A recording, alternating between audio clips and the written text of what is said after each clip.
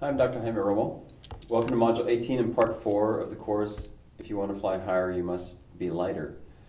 And this module is focused on integrating spiritual teachings. And in this module, I'm really talking primarily about my own experiences, my own spiritual journey, which in a lot of ways I describe as a metamorphosis from the example of a caterpillar, turning into a butterfly. And so I'll tell you that image and then share a little bit about some of my own journey that helps me understand that I have a deeper sense of self than any particular tradition that I've been a part of. The analogy of the butterfly is that, and it's a scientific study actually, so it's not just a story, that the butterfly is not just a worm with wings, that the caterpillar, when it goes into its cocoon state, follows a period of intensive eating and storing food, and then in the cocoon, it doesn't just hibernate, it actually decomposes. And in that real turbulent decomposition, deconstruction, cells are eaten up, cells are destroyed with whatever enzyme is activated there, until the only thing that's left are these things that scientists are calling imaginal cells that are dormant in that whole death process. And that when all that activity is settled, that these imaginal cells somehow wake up and find each other and recombine in a new way, in a qualitatively new way. It would be as if this person takes a bicycle to a bicycle repair shop and then comes back the next day and they find a jet, and the person says, well, there's your bike. It's qualitatively different. It's not just an add-on from what it was. And to me, that is the result, in my experience, of integrating different spiritual traditions and not being limited or bound by a particular religious tradition. So I'm not bad-mouthing religious traditions. In fact, I'm very involved with an interfaith dialogue that is focused not just on getting to appreciate each other more and understand more about our nuances, but really doing some shared work, because people have a shared vision of changing the world, of being a healing and transforming presence in our society. And so it's a really extraordinary group of people that are meeting and are finding ways to share in this common, deeper sense of self and purpose. When I was in the seminary years ago, I was a zealot. I was in this spiritual high, and I was studying in a particular tradition to be a church leader. And in that environment, as much as we talked about ecumenism and being appreciative of all these different traditions, the real inside, idea and conversation and joke was, yeah, but we're really right. And we would still learn to debate, to prove others wrong, and so on. And it's natural, I think, for all of us to go through development from egocentric to ethnocentric to world-centric. And in another way of thinking, if at some point people are being tolerated or we are tolerating others, it's too bad that the Museum of Tolerance has that name, because that's not that low end of the continuum. We put up with someone rather than we are in solidarity with others. But the continuum is then from tolerance to acceptance to respect to solidarity. So what we're talking about in integrating different spiritual traditions is that solidarity, that underlying connection, that underlying presence and divine. It goes then, in my experience, from desegregation, where we say, okay, we're going to be open, to actually integrate, work with others, and in that working together, we transform. So I'll tell you, the bigger context is that religions are not what they used to be. And worldwide, about 40% fewer people go to traditional churches and temples and mosques than in the past. And I believe it's worldwide that 20% describe themselves as spiritual and not religious. So my own transformation, my own sense of connection and identity with a tradition parallels, I think, what is happening in society and in the world. You know? And many people find other ways to be spiritual, whether they're 12-step groups or other kind of conversations where people are, in fact, some of my thoughts right now relate to survivors of sexual abuse who are reflecting on the role of religion in their lives. And some say that religion tells you what to think, but spirituality tells you how to think. Or the religion can be spiritual, but often it's not. Or spirituality is essential. Religion may be a series of doctrines or teachings and so on. So there's, I think, a broad differentiation between the people, even if they're active members of a particular faith tradition, that religion is one thing, but the deeper spirituality is what people are really in it for. I'll share just a little bit about my own story to give you a sense of how that has evolved, and hopefully that will spark some thoughts for you, and it might be useful as you identify what your own spiritual trajectory is, or your own spiritual identity. I start off with these 4 images. One is a castle, and one is outside the castle, so you can imagine that with mountains or whatever, fortified, source of water inside, nobody goes out, to the beach, not too far away. And in Southern California anyway, there's, I'm sure in other places, there are beach cultures, so it's a lot more loose and people do whatever, and there's a whole beach culture as well. There's a whole beach industry, and even surfing and body surfing and sand sculpting. I mean, there are all kinds of little things that people develop some real expertise around, besides it being just a fun place. And then beyond the beach, there's deep water. And imagine then, somewhere beyond that deep water, there's maybe an island.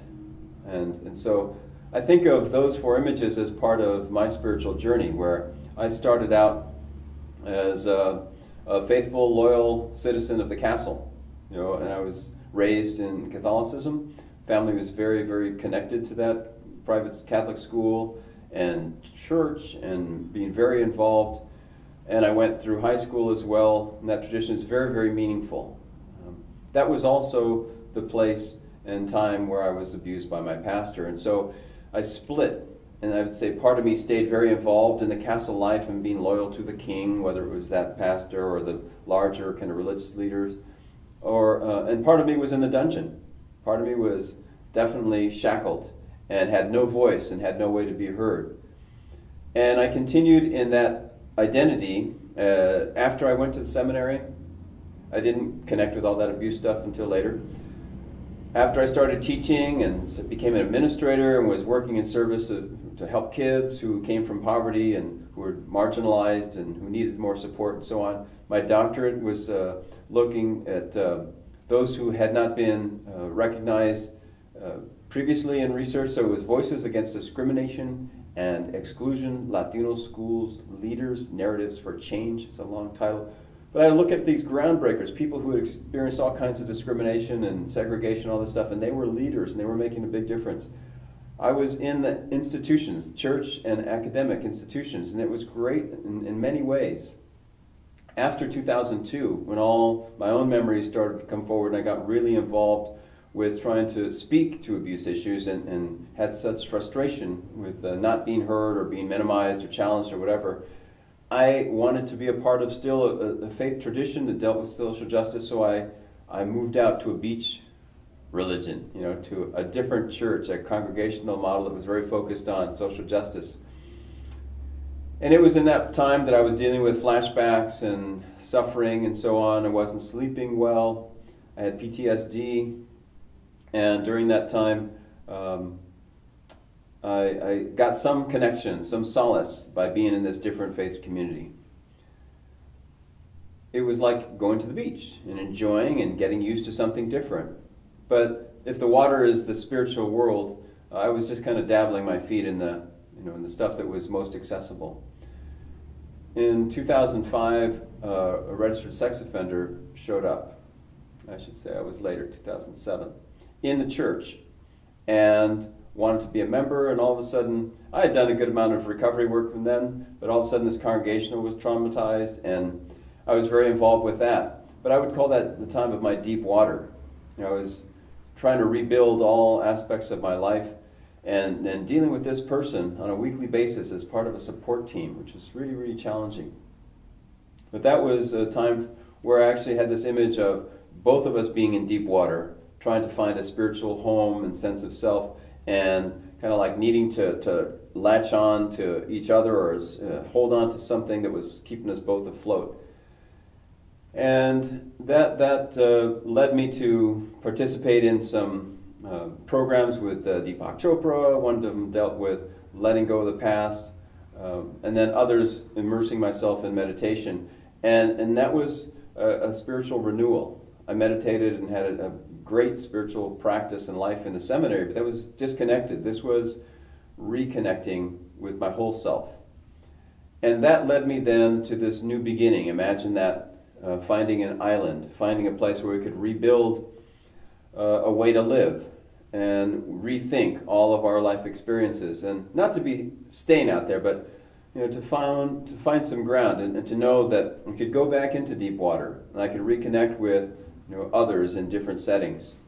So my spiritual journey, because I was so devastated and hopeless and feeling so frustrated, I was open to different traditions and have continued to not just be intellectually open to different traditions, but to really have a sense of connection with others. This has all led me to this course, to wanting to help others to work through whatever their spiritual traumas are. Some people talk about soul death. That's how I described my experience for quite a long time. I actually became a commissioned minister for healing and healthy environments, so I kind of created something in service of promoting healing and helping to end abuse. And in this new beginnings, I've begun to write and work with different people in different ways to, again, reconnect with ourselves, be more in solidarity with one another so that we can be the kind of change that we want to see in the world. So all of this, for me, has been a wonderful and a challenging and a difficult process that I never expected years ago when I started off in this seminary castle environment. I've used the image before of if your spiritual salvation lay on the other side of a beautiful art piece that you really value, would you break it to get there? Would you let go of something you've held on to if on the other side you could have more that would give you life? And that was something really significant for me to start thinking about when I shifted from one tradition and expanded to another and expanded, so that all of those are a part of me in some way. In summary, I would say that it's very clear for me that spirituality is bigger than religion. And some people would talk about not trading revelation for religion. But for me, I'm connected with others and other traditions and practices in a very different way. I would just say that the more connected with ourselves, or I would say myself I am, the more connected in a real unity way I can be with others. So think about in the image of an orange. If you squeeze an orange, what you're going to get is orange juice. And hopefully, whatever faith tradition you're in, that helps you to be the best, the sweetest, the thing that you can offer to others that will not be limiting, that will not be something that is less than what you're meant to be. I hope that you'll reflect with others in this really important topic, and that you'll continue to share in your learning, in your growth as a spiritual being having a human experience.